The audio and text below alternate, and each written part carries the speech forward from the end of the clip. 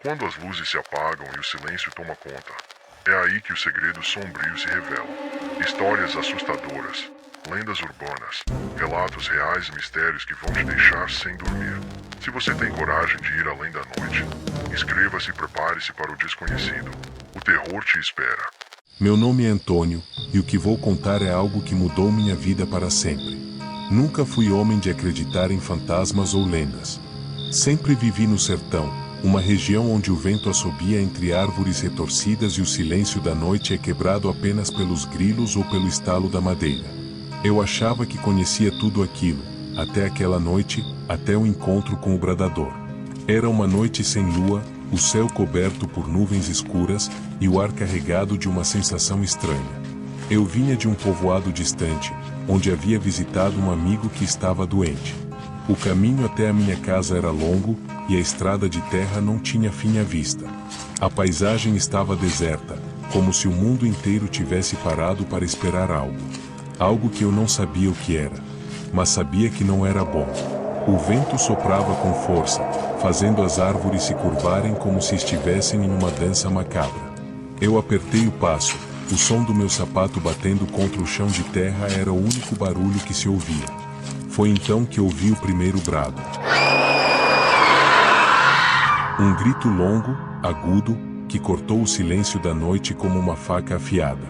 Congelei. Não sabia o que era, mas meu instinto me dizia que aquilo não era normal. Rezei baixinho, sem querer acreditar no que minha mente começava a sugerir. O bradador. Era o que os mais velhos falavam. Uma lenda antiga, um espírito errante que vagava pelo sertão, atormentando quem ousasse cruzar seu caminho. Eles diziam que ele tinha um grito tão horrível que ninguém jamais sobrevivia depois de ouvi-lo por completo. Eu sabia que deveria correr, mas minhas pernas estavam coladas ao chão. O segundo brado foi mais forte, mais perto. O ar parecia pesar sobre mim, e a sensação de pavor era esmagadora. Respirei fundo e, finalmente, comecei a andar mais rápido, como se pudesse fugir daquilo, mas o medo se arrastava comigo. Quando a terceira chamada veio, o som parecia mais alto, mais próximo, como se a criatura estivesse à minha porta.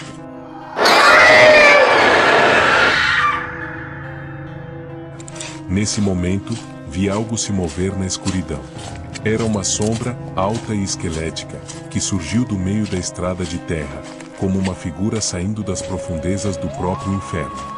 A silhueta era humana, mas deformada, como se a vida tivesse sido arrancada de dentro dela de uma forma cruel. Eu fiquei paralisado. Era ele, o bradador. A criatura se aproximou com uma lentidão aterradora, seus olhos brilhando como brasas, queimando tudo ao redor com sua presença. Sua pele era seca e escura, como couro ressecado, e suas mãos, longas e ossudas, esticaram-se em minha direção. Mas o que mais me gelou por dentro foi a boca dela. A boca aberta, como um buraco negro, de onde saía aquele grito de dor, que não parecia humano, mas sim um som feito de sofrimento eterno. Eu tentei me mover, mas não conseguia.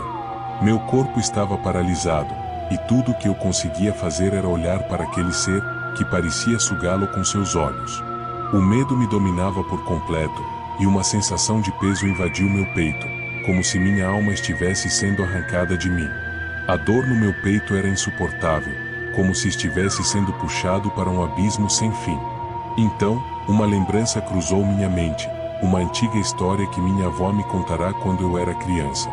Diziam que, para se livrar do bradador, era preciso rezar com fé, com todo o coração, porque ele só podia ser afastado pela força da fé e da oração. Eu me agarrei a essa lembrança com todas as forças que me restavam. Cair de joelhos foi a única coisa que consegui fazer. As palavras saíam atropeladas da minha boca, sem sentido, sem controle.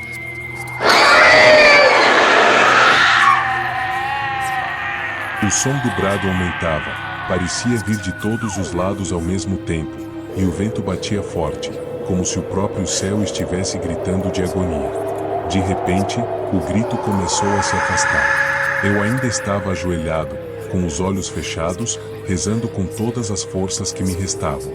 O ar voltou a ficar mais leve, e o peso no meu peito desapareceu. Quando finalmente abri os olhos, a estrada estava vazia. O bradador havia sumido. Eu não conseguia acreditar no que tinha acabado de acontecer, mas uma sensação de alívio tomou conta de mim, como se eu tivesse escapado da morte. Porém, aquela noite não foi o fim. Era apenas o começo. Na noite seguinte, eu acordei com um grito. O bradador. O som estava vindo de longe, mas eu sabia que ele estava lá. A sensação de pavor me invadiu novamente, e não consegui dormir mais. O medo tomava conta de mim a cada segundo. Eu sentia que ele estava sempre à espreita, esperando o momento certo para voltar. Aquele grito torturante parecia ecoar em minha mente, não me deixando em paz.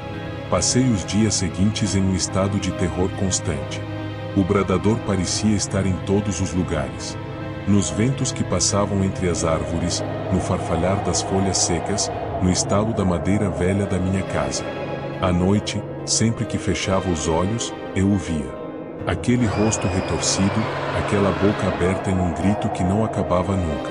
Uma tarde, decidi ir até o poço que ficava nos fundos da propriedade, para buscar água. O sol já se punha, tingindo o céu de laranja, e o clima parecia mais pesado do que nunca. Quando puxei a corda do poço, algo me chamou a atenção. A água, normalmente calma, estava inquieta, como se refletisse algo atrás de mim. Eu me virei devagar, o coração acelerado. E lá estava ele, mais perto do que nunca.